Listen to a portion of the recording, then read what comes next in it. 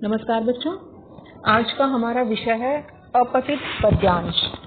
अपठित गद्यांश हमने पहले भी किया है, पद्यांश शायद हम पहली बार कर रहे हैं। तो आज का हमारा पद्यांश है, ध्यान से सुनिए, आपकी स्क्रीन पर भी है। भीड़ जा रही थी, मैंने सुनी पद चापें, बड़ा शोर था पर एक आहट ने मुझे पुकारा, वह शायद तुम्हारी थी। आहट ने मुझसे कहा, बैठे क्यों हो, तुम भी चलो, चलना ही तो जीवन है।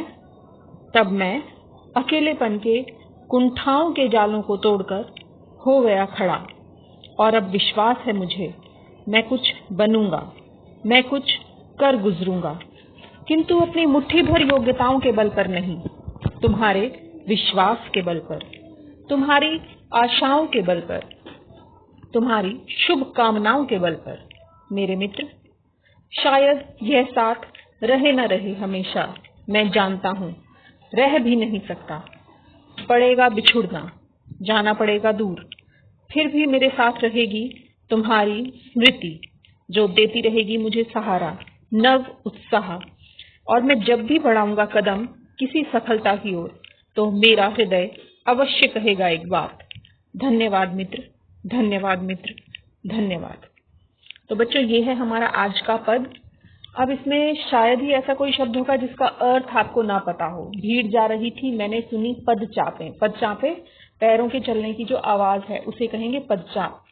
बड़ा शोर था, उन पदचापों का शोर बहुत था, लेकिन एक आहट ने मुझे पुकारा, और वो आहट किसकी थी? तुम्हारी थी। अभी वो तुम्हारी कौन है? अभी कवि ने इसका जिक्र यहाँ नहीं किया है। आहट ने मुझसे कहा, बैठे क्यों हो?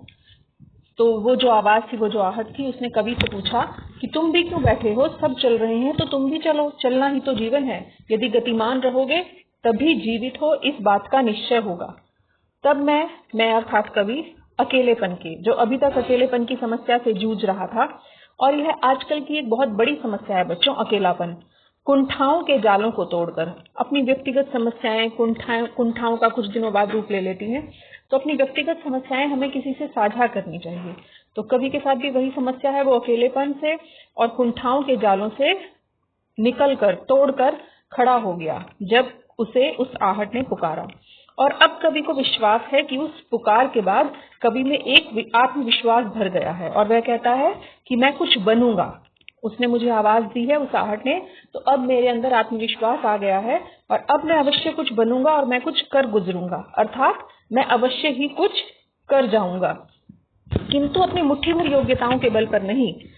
जो मैं कुछ कर गुजरूंगा उसके पीछे सिर्फ मैं ही अकेला नहीं हूँ, मेरी योग्यताएं ही काफी नहीं है, जो थोड़ा बहुत मुझ में सामर्थ्य है उतना ही नहीं है, तुम्हारे विश्वास के बल पर, जो तुमने मेरे अंदर असीम विश्वास दिखाया है, दर्शाया है, उसी विश्वास के बल पर, और जो तुमने मुझसे एक आस लगाई है, जो आशा लगाई है, और तुम्हारी शुभकामनाएं, यानी एकमात्र मेरी योग्यताएं ही इस योग्य नहीं कि मैं कुछ बनूंगा और कुछ कर गुजरूंगा, इसके विपरीत तुम्हारा विश्वास, तुम्हारी आशाएं और जो तुम्हारी शुभकामनाएं हैं, वो सब मुझे कुछ करने के योग्य बनाएंगी मेरे मित्र। तो वो आहट किसकी थी? वो आवाज किसकी थी? वो थी कवि के मित्र की आवाज। शायद यह साथ रहे न रहे हमेशा, मैं जानता हूँ। और कवि यह भी जानते हैं कि मित्र हमेशा साथ नहीं रहते। कवि को भी इस बात का कोई विश्वास नहीं है कि उसके मित्र हमेशा उसके साथ रहेंगे या रहेगा, रह भी नहीं सकता। और यह सत्य भी है कि कोई भी किसी के साथ हमेशा नहीं रह सकता, यह शाश्वत सत्य है, चाहे वह परिवार है, चाहे वह मित्र है, चाहे वो आपके सगे संबंधी है, कोई भी हमेशा आपके साथ नहीं रह सकता।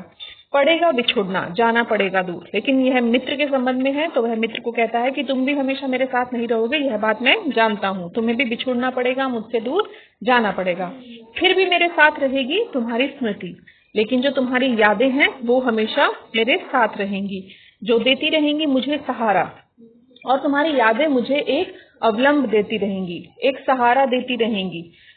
और क्या देंगी बच्चे?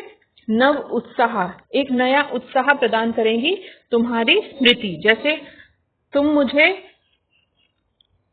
जिस प्रकार तुमने मुझे तुम्हारी आहट ने मुझे विश्वास दिया, मुझे आगे बढ़ने का यकीन दिया, उसी तरह तुम्हारी स्मृति भी मुझे उत्साह देगी और सहारा देगी।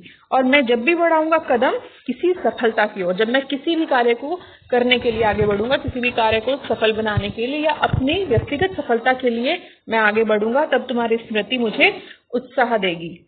तो मेरा हृदय अवश्य कहेगा, और तब मेरा हृदय अवश्य कहेगा एक बात। कौन सी बात बच्चों?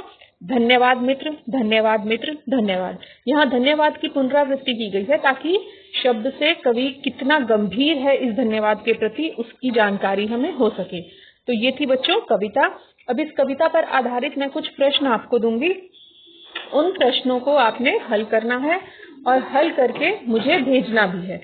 तो इसी के साथ नमस्कार बच्चों।